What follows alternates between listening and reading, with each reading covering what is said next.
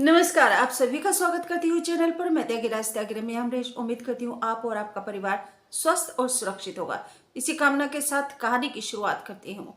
सबसे पहले मैं उन सभी बहनों भाइयों को जन्मदिन की बहुत बहुत शुभकामनाएं देती हूँ जिनका आज हैप्पी बर्थडे है, और जिन बहनों भाइयों की आज हैप्पी मैरिज एनिवर्सरी है उन सभी को बहुत बहुत बधाई और बहुत बहुत शुभकामनाएं।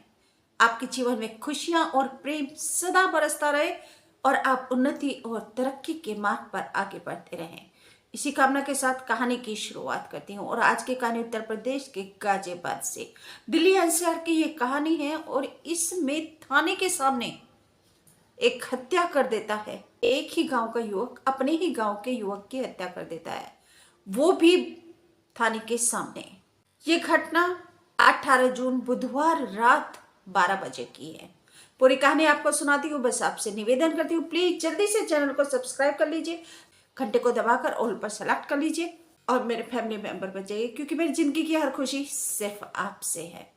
उत्तर प्रदेश के जिला गाजियाबाद का थाना मुरादनगर का गांव मिलकपुर रावली, जहां पर रात के लगभग 7:45 हुए थे कि लोनी में खाद और बीज की दुकान करने वाला रवि अपनी गाड़ी से आता है अपने गांव में। वह गांव में रास्ते पर सड़क पर अपनी दो भतीजों को देखता है तो उन्हें भी गाड़ी में बिठाने लगता है गांव में ले जाने के लिए। तभी गांव में सामने से गांव का ही दूसरा युवक मोंटी और अजय आते हैं, और वो रवि के ऊपर गर्मा गर्म और वह रवि से बहस करना शुरू कर देते हैं रास्ते में गाड़ी खड़ी करने के लिए। दोनों पक्षों में नोकझोंक होती है और फिर दोनों पक्ष अपने अपने घर को चले जाते हैं। लेकिन उसके बाद 8:30 बजे मोंटी और उसका दोस्त अजय फिर रवि के घर पर पहुंचते हैं। रवि सन ऑफ रविंदर उसके घर पर पहुंचते हैं और उसके घर पर 3 राउंड फायरिंग करके वह फिर वहां से भाग जाते हैं, फरार हो जाते हैं। अब इस मामले की सूचना जब पुलिस को लगती है तो थाना मुरादनगर की पुलिस गांव मिलकपुर रावली में जाती है। वह मामले की पूछताछ कर ही रही थी तो वह पीड़ितों से कहती है कि थाने पर आकर अपनी तहरीर दे दो। अब पीड़ित परिवार गांव से रवि और रवि के पिताजी और रवि के पिता रविंदर और गांव के और अन्य गणमान्य व्यक्ति, ये सब जो है इकट्ठे होकर थाना मुरादनगर पर जाते हैं और वहां पर तहरीर लिखवाते हैं। रात का समय हो चला था, क्योंकि 8:30 बजे की तो ये बात है। उसके बाद वहां पुलिस गई तो रात के लगभग 12 बज गए थे।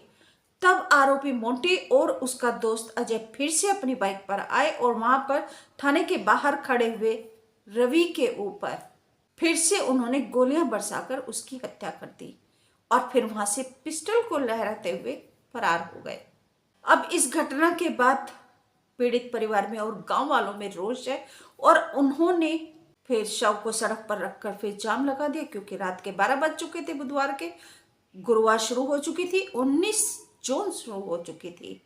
19 जून गुरुवार को उन्होंने सड़क पर रखकर जाम लगा दिया और फिर पुलिस ने काफी उनको समझाया।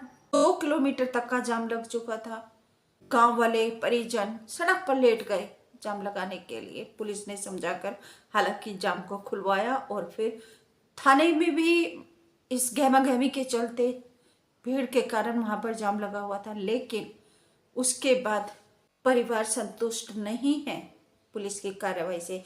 हालांकि पुलिस ने कार्रवाई करते हुए 3 टीमें गठित की और तीनों टीमों को आरोपियों की धरपकड़ के लिए दबिश करने के लिए उनको लगा दिया। तो मुख्य आरोपी मोंटी तो गिरफ्तार कर लिया। एनकाउंटर में उसके दोनों पैरों में गोली मारी है और ये गोली मारी है थाना मुरादनगर से 10 किलोमीटर दूर खिमावती सुराना संपर्क मार्ग पर। वहां 10 किलोमीटर दूर जाके ये मुठभेड़ हुई और वहां पर उसके पैर में गोली मारकर उसको फिर गिरफ्तार किया। हालांकि अजय अभी फरार है और अजय की गिरफ्तारी के लिए दबिश दी जा रही है।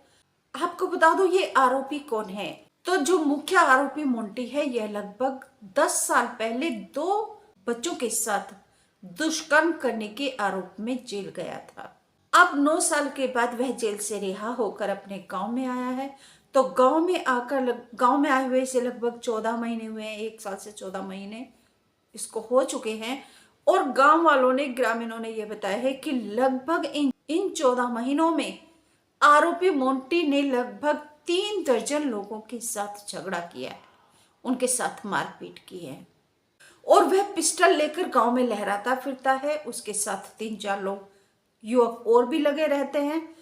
अब जानकारी मिली है मीडिया के थ्रू और सूत्रों से, आरोपी मोंटी गांव में और आसपास के इलाके में अपना दबदबा कायम करना चाहता है और इस दबदबे को कायम रखने के लिए, बनाने के लिए उसने अपने ही गांव के रवि की हत्या कर दी गोलियां बरसाकर।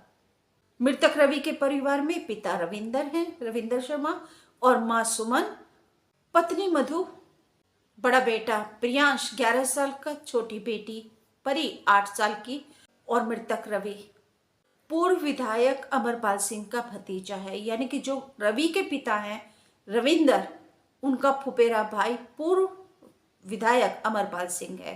तो इसलिए यूपी में अपराध की घटनाएं बढ़ती जा रही हैं, अपराधी बेलगाम होते जा रहे हैं। हालांकि यूपी सीएम योगी आदित्यनाथ ने सबकी लगाम जो है इतनी कस के रखी हुई है, लेकिन फिर भी अपराधी हैं कि वह बाज नहीं आते और पुलिस है कि अपना निकम्मापन छोड़ने को तैयार नहीं है। शुक्रवार को मोंटी को गिरफ्तार कर लिया गया।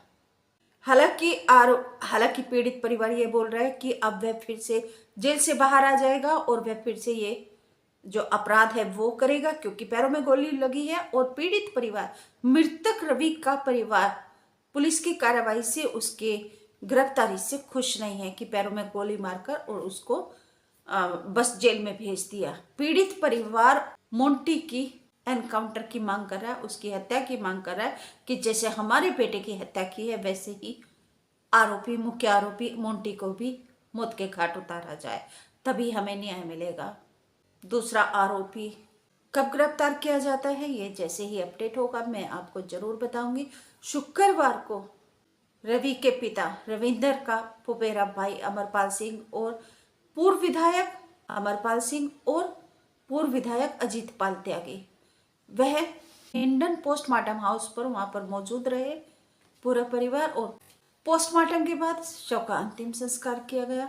आप सभी से निवेदन करती हूँ, प्लीज हमारे आसपास, हमारे गांव गली मोहल्ले में कोई भी हमारे साथ अनहोनी घटना को पलक झपकते ही हमारे लिए जानलेवा साबित हो सकता है। इसलिए अपनी सुरक्षा संपुख्ता कीजिए, सावधानी से रहिए और सुरक्षित। यही मेरे जिंदगी का संकल्प है कि मैं आप सबके, हमारे आसपास होने वाले अपराधों से मैं आपको अवगत कराती रहूं। बस मुझे आपके प्यार की और आपके साथ की ज़रूरत है। वीडियो को लाइक करके शेयर ज़रूर कर दीजिए, सब्सक्राइब ज़रूर कर लीजिए। नमस्कार, थैंक यू।